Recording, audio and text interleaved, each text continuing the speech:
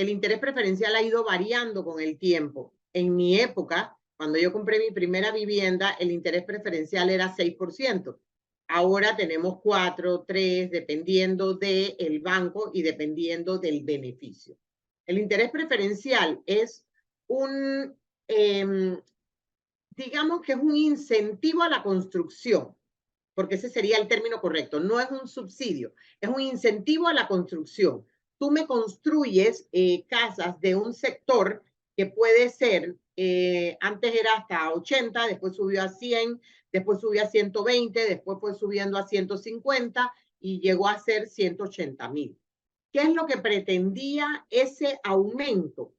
Que más personas de la clase no bajita, de la clase media, que van accesando en ingreso familiar conjunto, pueda adquirir una vivienda. Como las viviendas se dispararon, Katiuska, del año 2011, en el año 2011 tú encontrabas en Condado del Rey una propiedad en $68,000. Encontrabas propiedades en el año 2006 en $43,000. Hoy tú no encuentras un apartamento en Condado del Rey que te cueste menos de $200,000. Entonces, no es que Condado se mejoró, o sea, sigue siendo el mismo Condado del Rey de toda la vida, solo que el nivel de construcción por los altos costos elevó sus costos y ahora para accesar se requería del auxilio del interés preferencial.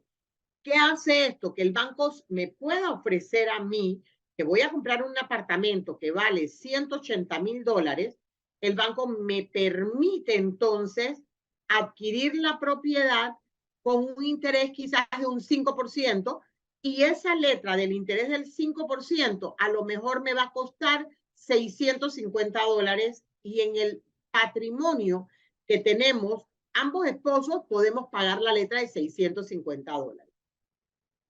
Al eliminar el banco el interés preferencial, entonces el banco me va a prestar al 7 o al 8%, y ese 1% multiplicado por 30 años, que es lo que están dando los bancos, me va a cambiar a la hipoteca a quizás $900.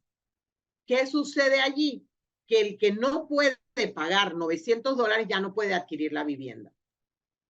Si el matrimonio se sostiene con la posibilidad de más de un pago, entonces, que vamos a suponer tiene otros recursos, de tener un préstamo preferencial de 120 y los otros $60,000 que le debo a la promotora, saco una segunda hipoteca,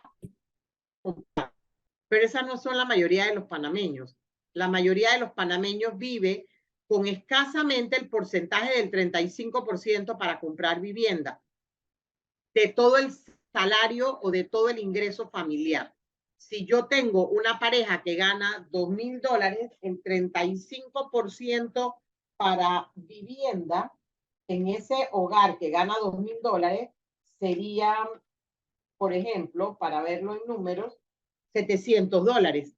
Y en el ejemplo que te acabo de poner, si el préstamo me salía en 650 con el interés preferencial y en 900 con el interés normal, ya yo no califico para el préstamo.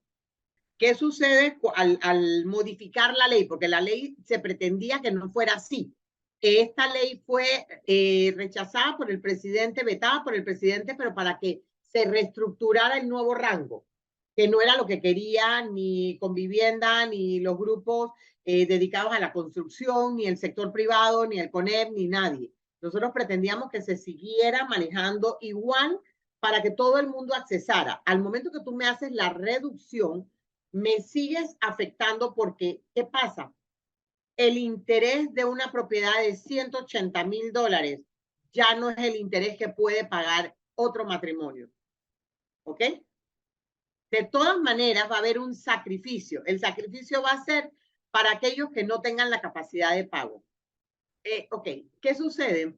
Que esa es la presunción que tenemos, que como el rango era 180,000, se beneficiaba la constructora, pero es que la constructora tiene dos caminos: seguir construyendo para un mercado que vende o no seguir construyendo para el mercado que vende.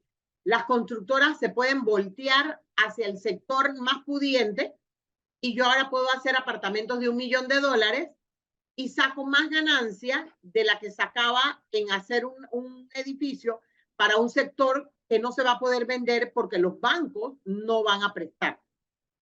El banco ahora, a raíz de la pandemia y todo lo que ha ocurrido, es mucho más selectivo. El banco tiene la obligación de garantizar o casi garantizar que el comprador de un inmueble lo puede pagar. Si tú estás muy cerca del límite de pago, quiere decir que si ese hogar se ve mermado por una incapacidad, ya no va a haber para pagar la letra del banco. Si uno de los dos cónyuges deja de trabajar, ya no va a haber para pagar la letra del banco. Entonces, ¿qué hace el banco? El banco se vuelve más selectivo. Ahora pone condiciones y solo me puede prestar a mí, por ejemplo, para hasta $100,000. Busca un apartamento de $100,000 en este momento. Entonces, si el banco ya no me puede prestar para 150, sino solo hasta 100, entonces va a quedar por un tiempo un grupo de personas alquilando hasta que quizás los promotores dejen de tener negocio en la construcción cara y comiencen a construir torres más grandes para que más apartamentos reduzcan el costo. Hay que entender el costo de construcción. Si el costo de construir un edificio es $27 millones, yo lo puedo sacar con 27 apartamentos o lo puedo sacar con 150 apartamentos. ¿Y ves la diferencia? Entonces empiezan a construirse, como sucede en Europa, apartamentitos de 80 metros que se te venden en $200,000, porque eso es lo que puede pagar la gente. Yo no estoy de acuerdo con que digan que el banco es el que se beneficia. El banco presta igual a uno chiquito, uno mediano y uno grande. Cuando el banco le presta contra el interés preferencial, una parte de ese préstamo, una partecita de ese préstamo le es reembolsada por el MEF. Pero eso que el MEF le reembolsa al banco, que se convierte en un crédito para el banco con eso lo que hace es que paga un poquito menos impuestos de los que iba a pagar. Hemos hecho la ecuación y digamos que si antes el banco iba a pagar de impuestos $3, al momento que recibe el retorno del interés preferencial, le termina pagando impuestos al gobierno de $2, pero al final te puso en el mercado 150, 200, 300 viviendas nuevas. Entonces yo no sé quién perdió ni quién ganó. Esos 300 nuevos adquirientes van a pagar impuestos de inmueble, que al final son impuestos. El banco sigue pagando impuestos y el Estado recupera no solo el impuesto, sino no solo el impuesto que pagó o que descontó, porque va ahora a cobrar un impuesto de inmueble. El Estado no pierde. Es una subvención, es un incentivo a la construcción para que la construcción siga construyendo en ese mercado. De lo contrario, yo me inclino o a construirlas muy baratas, donde el Estado me reembolsa, o construirlas más caras, donde se pagan solas las viviendas. Y ahí es donde tenemos los huecos en el sector que es la clase media, que es la que queda en este momento sin poder afrontar la obligación de la compra de una vivienda.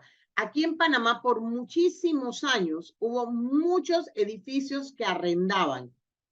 En los últimos años, prácticamente el 80% de las personas tiene una casa propia o un apartamento propio. Ya el volumen de apartamentos para alquilar bajó. ¿Y bajó por qué? Porque tú te das cuenta que en 5 años o en 10 años hubieras pagado tu apartamento.